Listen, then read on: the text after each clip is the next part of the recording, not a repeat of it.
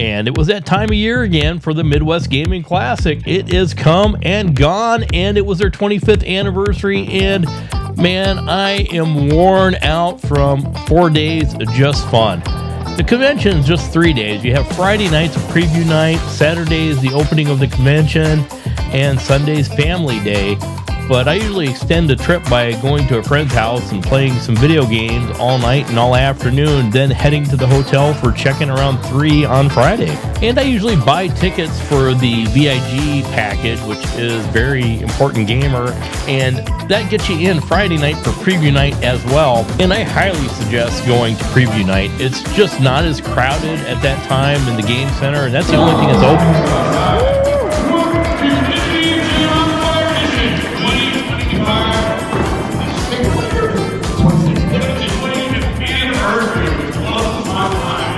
And that was Tim Kithrow from NBA Jam and NFL Blitz, and he was kicking off the entrance to going into the vending hall. VIGs get to go 1 hour early as a perk of buying a VIG ticket, and by buying your tickets early as well, it just helps the convention go smoother because it takes 6 figures to rent the Baird Center alone, and when you start bringing in other people and other guests, you're going to need a lot of money and a lot of cash right away. So by buying your tickets, just a great way to support Midwest Gaming Classic. So I always suggest to buy your tickets early. And most of this footage is actually going to be on Sunday on Family Day. I spent the first 2 days of this con just doing what you're supposed to do, and that is hanging out with your friends and playing games. And things weren't open yet on Sunday morning, so we didn't head up and wait till they opened the doors. We just went straight up to Guys, Games, and Beer, and we went up to the Garcade, and we hit up some of these areas. And you can see right now there's not a whole lot of people in here, and that's because the con isn't open yet. But these guys are preparing for a busy day, and they're setting stuff up, working bugs out, and they're letting people come in and just play because those guys are freaking rock stars when it comes to their room. And I didn't get by to visit their room when they were doing their podcast or the live music, but if you get a chance to see that and get a schedule and it works out for you, that is one thing you can do at the Guys, Games, and Beer Room. It is just phenomenal music and interesting podcasting. But I was just so freaking busy playing games with friends that I just could not break away at all this year.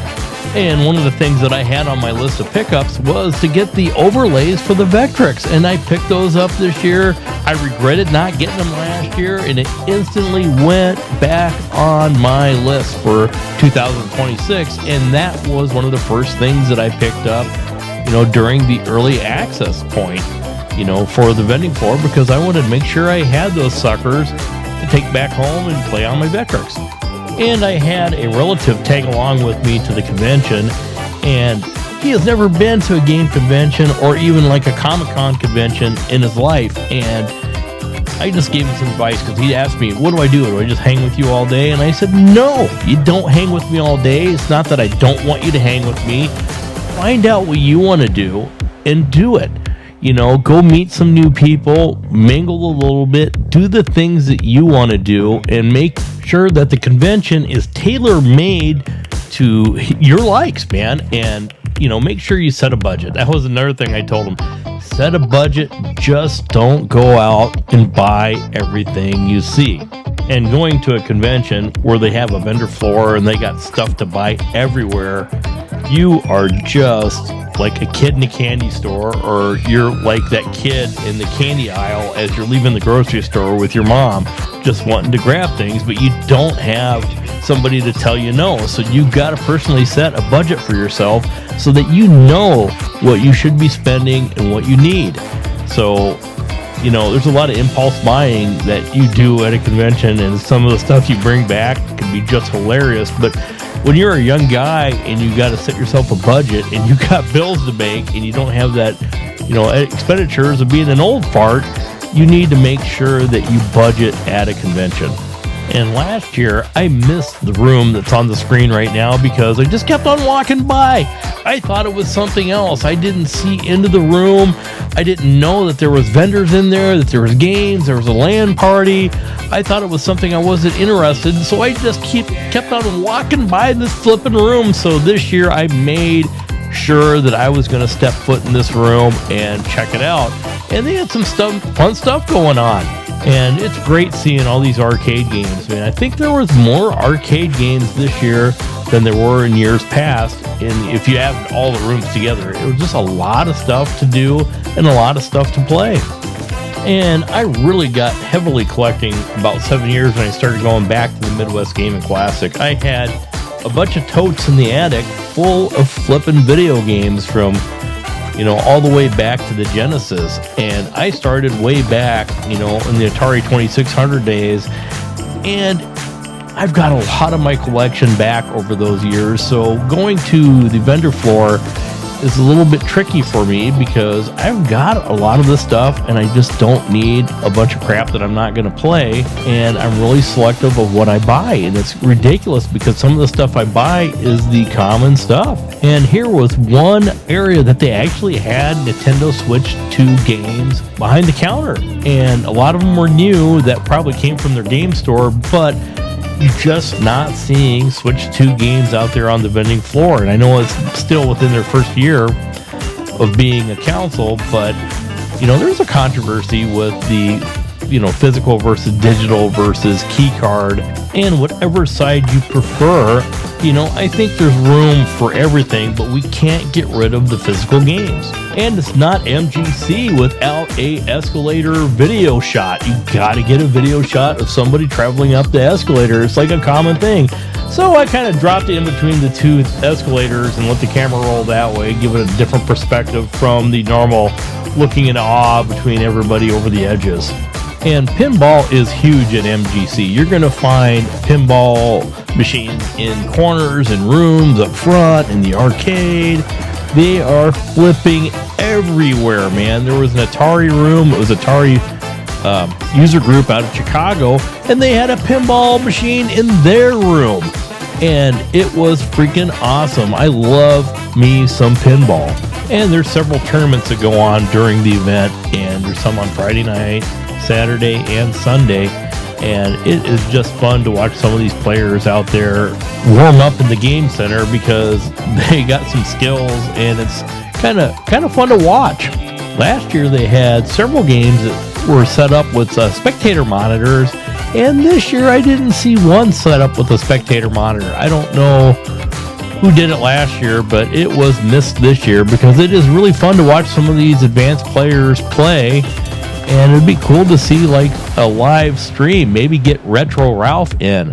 That would be flipping awesome. Let's get his butt up from Phoenix. That would be a great thing to have him at this convention. And I want to remind you, this footage is on Sunday, and this is Sunday morning, probably early afternoon, where I made it back to the vending floor to actually check some things out. And you can see that they have the cars that they usually have there, the Batmobile, the Ghostbusters, Knight Rider was in there this year. We didn't see a Back to the Future car, but we did see the Tumbler from Batman, and that was freaking really cool to see all that armor plating. And every time I go to these Batmobiles, I always think about Patman QC. I know he's passed on. Check his YouTube channel out. That's Patman QC. He was a huge Batman 66 fan.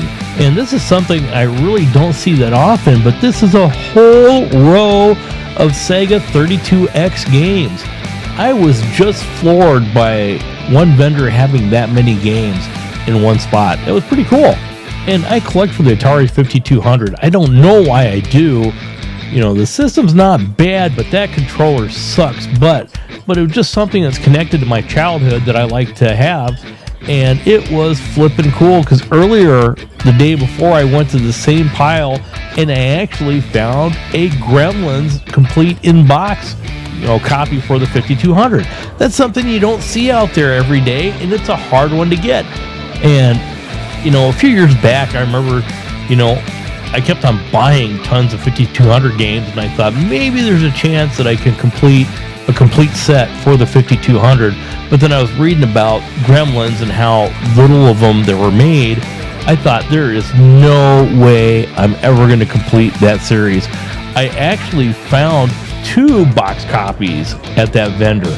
And when I went back later, the other one that I didn't purchase, I purchased just one because you're not going to purchase 2 of them. It was gone. And there's out there on the convention floor, somewhere out there is another idiot that collects for the 5200, and he is just as excited as I was that he found that Gremlins game. And this was actually at the table that had the Vectrex. And on the other side was another man that I missed last year, and he was probably at the same location. I don't know how I missed him. I was just focused on getting my Vectrex probably. But on the other side was a guy selling repair parts for Atari units, and he actually had in baggies new membranes and new keypads and buttons for the 5200 cartridge for Atari. And I was so excited that he was back again this year.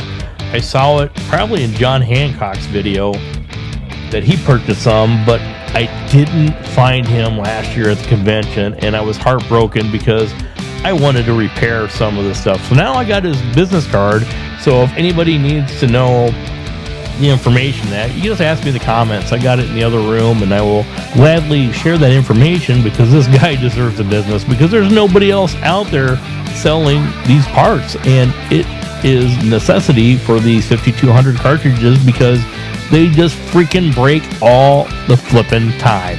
And the vending room floor has changed over the years. I'm seeing a lot more of 3D printed materials being out there. I see a lot of artwork and earrings and just knickknacks galore that's gaming and nerd related. Whether it be woodworking like this Luke's thing from some show my wife watches. I can't remember what the heck it is, but all this stuff is pretty dang cool, and the technology's gotten cool where they're using multiple colors now, and the stuff looks pretty sweet. Holy crap, is that Sky guy from... That is Chase. There's Chase right behind him. I didn't even see those guys. I saw Chase earlier, but I didn't see Sky was with them. So bad for not saying hi to the guy. And this booth was really cool. This Steam Deck running this 4-player arcade was just flipping cool.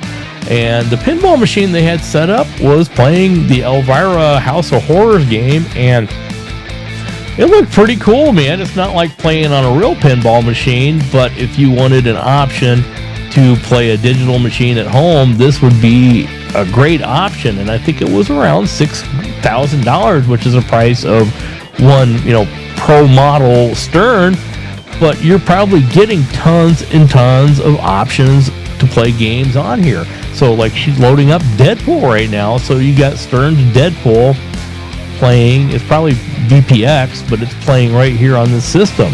And they also had a Marvel Invasion CAD that they built, and that did have the side art and everything on it, and that thing was sweet. And you're not going to see everything on the vending floor in one trip around. You're not going to spend that much time looking through things. And usually the next day, they've got more inventory that they bring up and put out as stuff clears off to make sure it looks like it's full out there. And you can see right here, this table, there's, they got some Atari games, they got some system packages, but they're not selling, just Atari cartridges anymore. You're not seeing a lot of them out there, and that table had quite a few, but they were all doing the bundle thing, trying to get rid of them. And we need to keep that in mind when you're buying an Atari, 2600 plus, a 7800 plus, one of those ones that you can play HDMI, and they're new consoles that play all the old cartridges, that these old cartridges are starting to disappear, and they're starting to get a little bit harder to get at these conventions. So keep that in mind when you're buying one of them.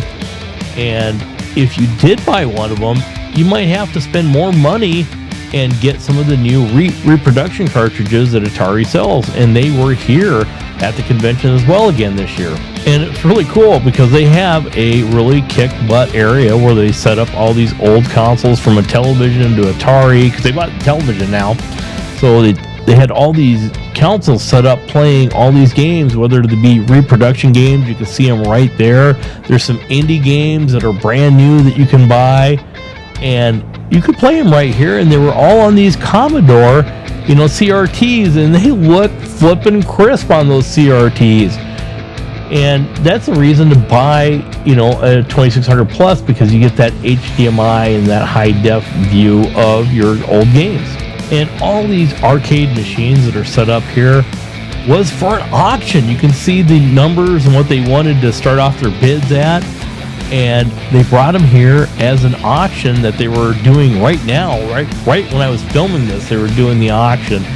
And it was just insane that the prices that these machines were being let go. It made me really regret not driving my truck up there for the event. You know, next year I'm going to know better.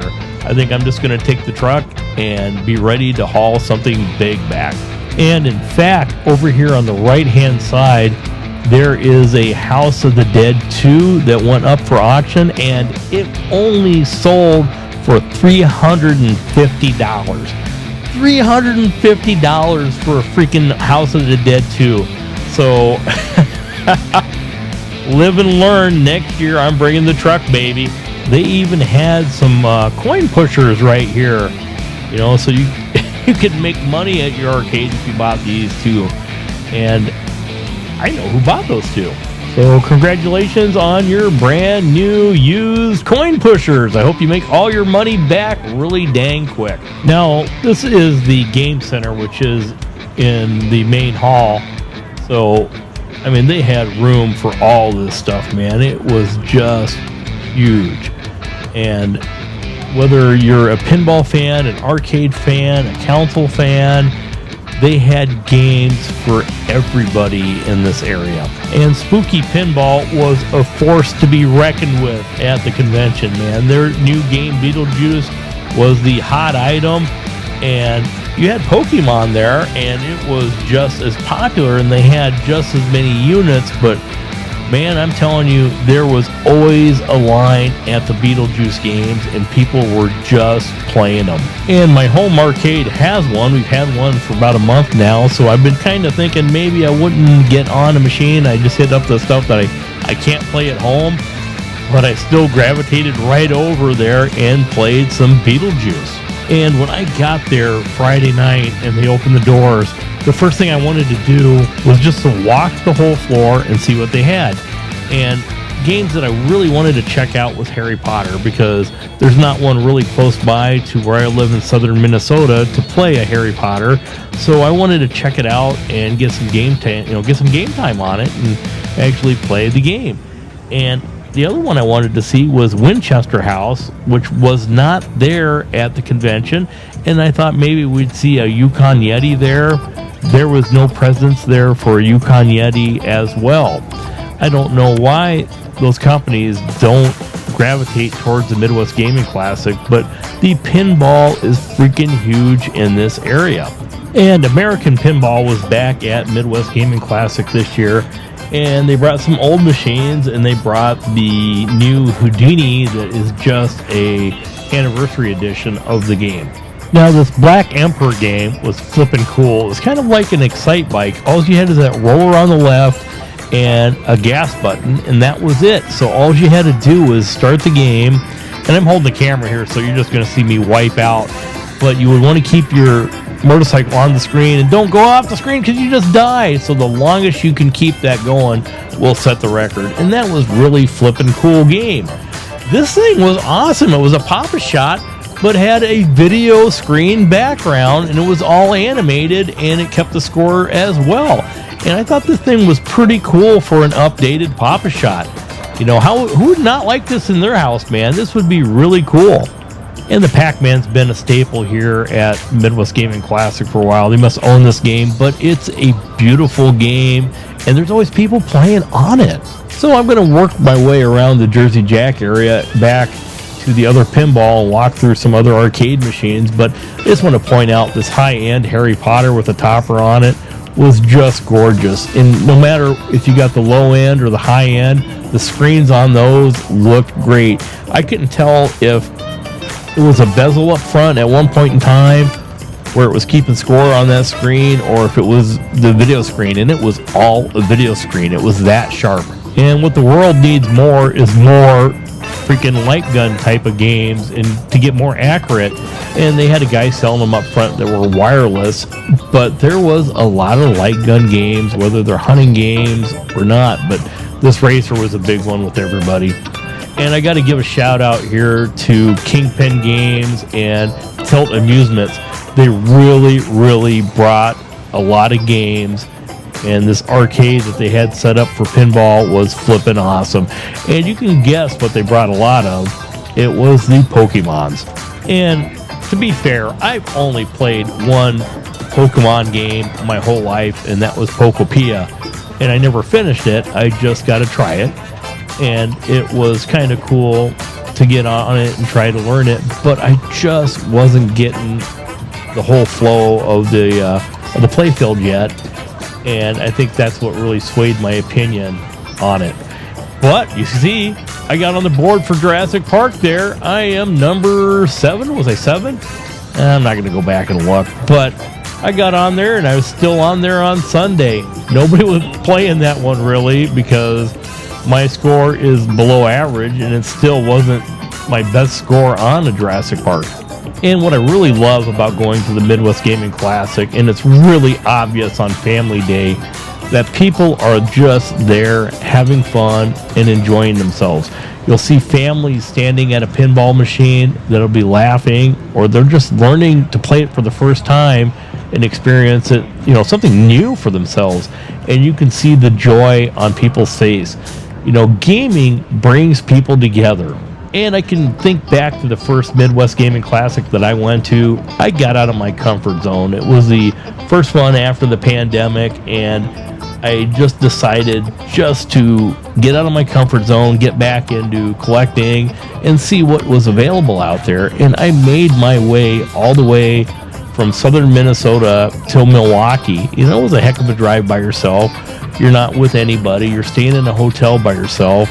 And it's a new experience, and it could be a little scary. But I'm telling you, I had a flippin' blast. And I haven't missed one since. I've gone to every stinking one. And in fact, now I am going to 4 conventions a year other than the Midwest Gaming Classic, because I just love going to video game conventions. Oh man, I love this Pabst Blue Ribbon Perfect Pour. The game is just fun, but that cabinet was just sweet looking.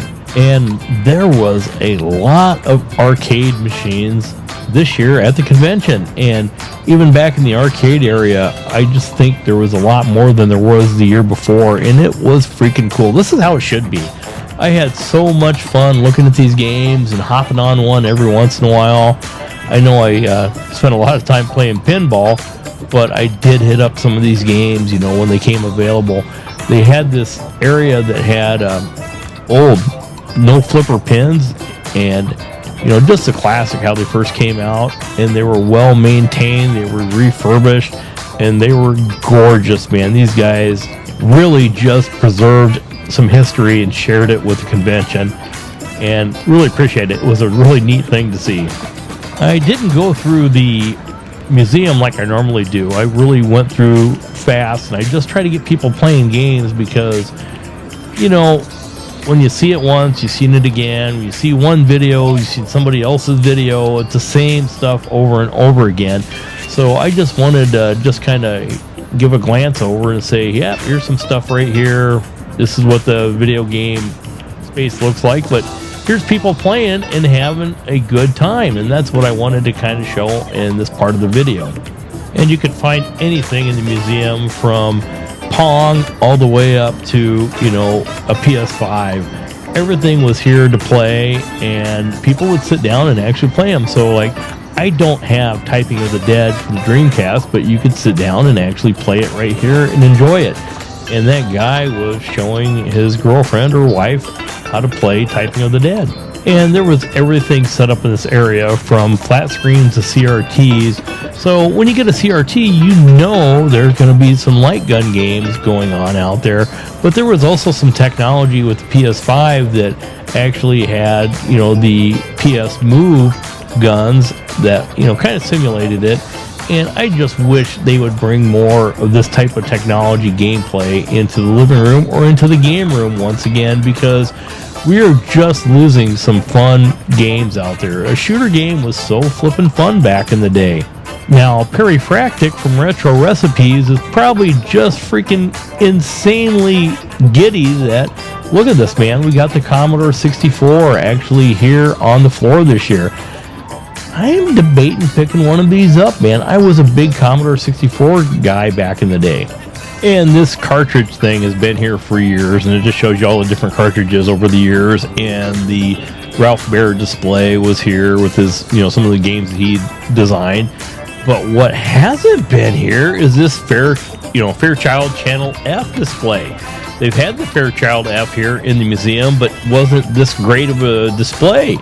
They really did some great stuff. I don't know who 3D printed this stuff for them, but with the setup they have here, it was flipping awesome. When I came through, it was not running at the time, but it was neat seeing, the layout they had, the new display they had, and it just kind of showed off what the Fairchild Channel F was, and it was pretty cool. And all this RCA electronics, they added a new display for that, and they kind of put it behind glass a little bit, and it's probably easy to get out and set up, and it was more of a museum type of piece, but it was neat to walk down and see all the RCA electronics and all the RCA game systems they had back in the day. And here's some cabinets with a bunch of Atari, early Atari swag, and it was kind of cool to see those. Oh my gosh, it is 3 of the 4 Horsemen right here in the flesh, man. And they're actually not by pinball machines. Imagine that. And as I'm winding this video down, there was tournaments out there. There was a Dr. Mario tournament going on. It was pretty cool to watch these guys and their skills.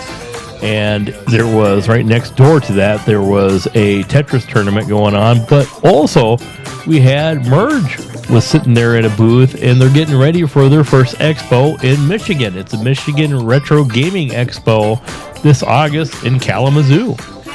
So there are tons of places to eat in Milwaukee that are just freaking phenomenal. But the closest one that you can really go to that has the most options is the 3rd Street Market Hall. And when you get in here, they have anything from a bar in the center. You got outdoor games. You can play cornhole, you can play shuffleboard, there's kids games that you can play in this place. They have a VR experience. Over on the other side, they have Top Golf there, but you can get anywhere from, hot wings to hot dogs to, pizza, tacos, pho, ramen. They have every option you can imagine. You want a burger, you can get a burger. You want a beer, you can get a beer.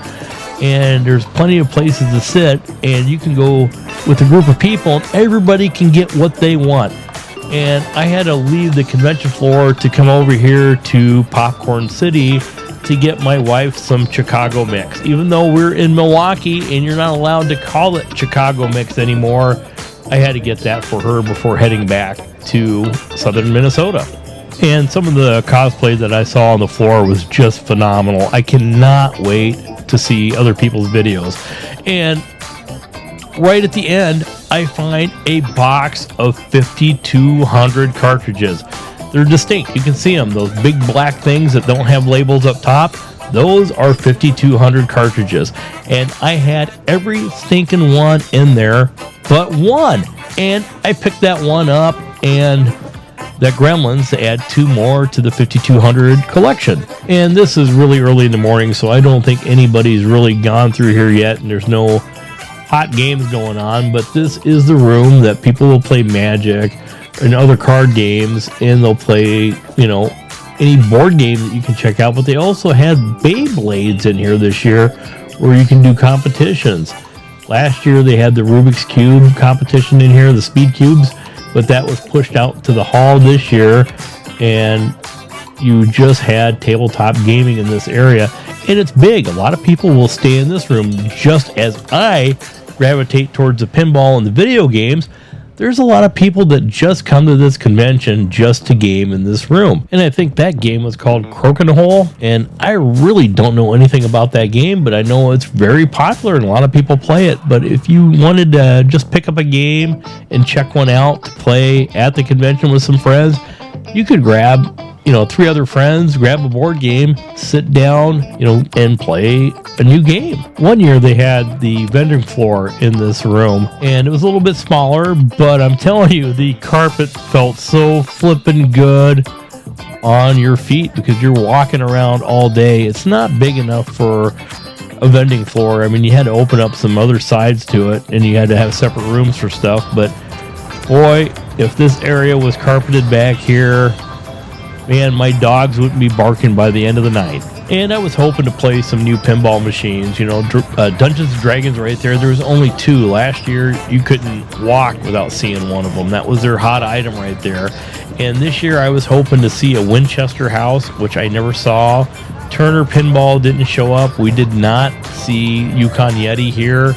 And I did see a Pokemon, and I knew I would get to play that. And the Harry Potter I was still going to play. Now, Fall of the Empire, you know, I'm sorry. I'm a big Star Wars fan, but I just did not like the fan layout on this system. It just was not fun for me to play. And there's a lot of kickbacks to the drain, and it just really ticked me off, you know. So even though I went back probably 4 or 5 times to see if I can get a different feel for it, you know, once I got a little familiar with it, I still did not like that game. And all these games are set up again by, you know, Tilt Amusement, and it was Kingpin Pinball, and man, they did a flippin' awesome job. Thanks, guys, for all your hard work and getting this stuff there. And these companies that didn't show up, I don't know why you're not showing up, man, because all the units on the floor nearly sold out. So why would you not want to come and let people experience your games? And Spooky has grown over the years, and with 2 hit games behind their belt now, you know, there's no wonder that they won an award at the show for the best modern game and the best setup, displays. They really did a great job bringing the fun to MGC this year. And I'm going to say my top 3 pinball machines at the convention had to have been King Kong by far, Harry Potter, and then Beetlejuice. And only Beetlejuice in 3rd place because I've played that for a month now. But I constantly played King Kong at the convention and had a blast. And I got other people playing it, and they were having a blast as well. I bet you if they had more machines, that would have been a real popular game to play on the floor. And depending on work this week, I will try to get a video out early next week and have just a pickup video and a little show and tell from a talking head, and just go over some things about what you experience when you go to a convention like this and what you can expect to see. So if you haven't yet, please like and subscribe to the channel. It helps grow the channel, and I hope you enjoy this video. It is just your basic walk around the floor. And until next time, guys, remember, game on!